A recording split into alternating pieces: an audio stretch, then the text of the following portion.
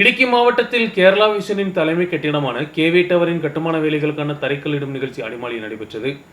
COA மாநில தலைவர் பிரவீன் மோகன் நிகழ்ச்சிகளை துவக்கி வைத்தார்.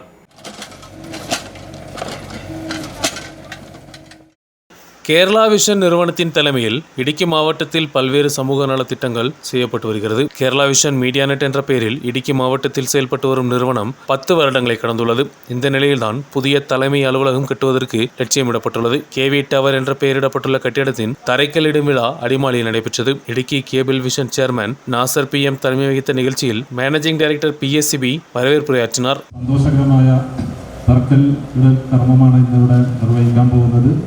അത് നിർവഹിക്കുന്നത് നമ്മുടെ സംഘടനയുടെ സംസ്ഥാന പ്രസിഡന്റ് പ്രവീൺ മോഹൻ സാറാണ്.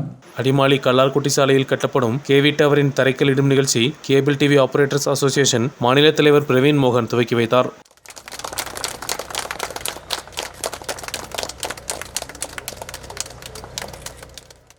ഇടുക്കി ജില്ലയിൽ ഏറ്റവും അധികം ഭവനങ്ങളിൽ ഇന്ന് കേരള വിഷന്റെ സിഗ്നലാണ് ഉപയോഗിക്കുന്നത്. അപ്പോൾ അതിനൊക്കെ ഒരു പ്രചോദനമാവുന്ന രീതിയിൽ ഇന്നിവിടെ അതിന് ആസ്ഥാന മന്ദിരം അടിമാലിയിൽ അതിന് പണി ആരംഭിക്കാൻ പോവുകയാണ്. അതിൻ്റെ ഇപ്പോൾ ശിലാസ്ഥാപന കർമ്മമാണ് ഇന്നിവിടെ നിർവഹിച്ചത്.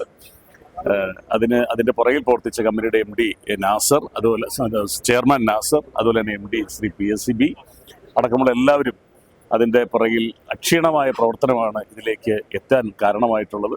അവർക്കെല്ലാം കേബിൾ TV ഓപ്പറേറ്റേഴ്സ് അസോസിയേഷൻ്റെയും കേരള വിഷൻ്റെയും അഭിനന്ദനങ്ങൾ അറിയിക്കുന്നു, ആശംസകൾ. News Malayalam chairman Abubakar Siddique, KCCL chairman K Govindan, COA தலைவர்களான K விஜயகிருஷ்ணன், PS ரஜினேஷ், சனீஷ் மோகனன், அகஸ்டின் K டேனியல் போன்றவர்கள் உரையாற்றினர். கேபிள் TV ஆபரேட்டர்களும் மீடியா நெட் ஊழியர்களும் நிகழ்ச்சியில் பங்கெடுத்தனர். 7500 சதுர அடி பரப்பளவில் நவீன வசதிகளுடன் கேவி டவரின் கட்டுமான வேலைகள் நடத்தப்படுகிறது. News bureau, Adimali.